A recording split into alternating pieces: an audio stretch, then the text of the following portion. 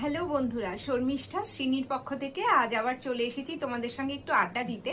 কিন্তু আজ কোনো জিনিস দেখাবো না, আজ একটা জিনিস সম্পর্কে আলোচনা করব। সেটা হলো ডাবু প্রিন্ট বা বাগরু প্রিন্ট। কি সেটা? তো বাগরু প্রিন্ট হচ্ছে বাগরু একটা রাজস্থানের গ্রাম, যে গ্রামে যে প্রক্রিয়ায় ওরা প্রিন্টিংটা করে সেইটাকেই বলে বাগরু প্রিন্ট বা ডাবু প্রিন্ট। দুটো সেমই।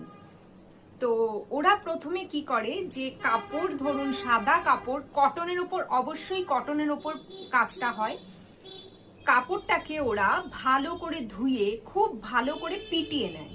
কারণ হচ্ছে ওর যে সফটনেসটা সেটাকে আনার জন্য, এবং ওর যে ময়লা যদি থাকে সেটা যাতে বেরিয়ে যায়।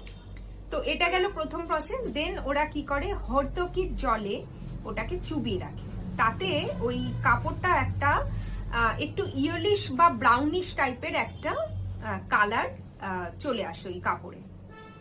দেন ওরা একটা মানে কাঠের ব্লকের সাহায্যে ওরা তার উপরে ব্লক প্রিন্ট করে, কিন্তু সেই ব্লকের যে কালারটা সেটা কিন্তু কোনো কালার না, সেটা হচ্ছে মাটি।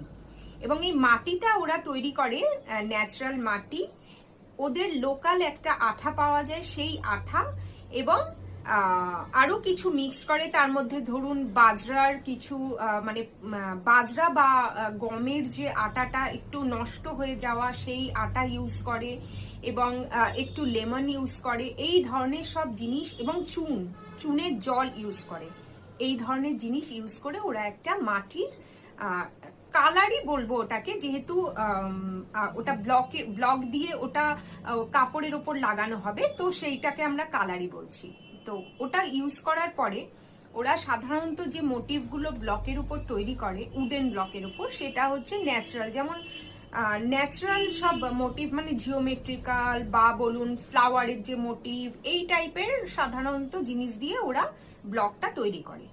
এবার এই মাটির লেয়ারটাকে ওই কাপড়টার উপরে খুব ভালোভাবে লাগায়, যেখানে যেখানে প্রিন্টটা ওরা চাইছে সেই জায়গায়। এবার যেখানে যেখানে মাটির এই লেয়ারটা ওরা লাগাবে সেই জায়গায় কিন্তু কালার ধরবে না, অনেকটা বাটিকের মতো, যেরকম আমরা মোম লাগাই যে জায়গাটায় কালার ধরে না, অনেকটা সেইটাতে।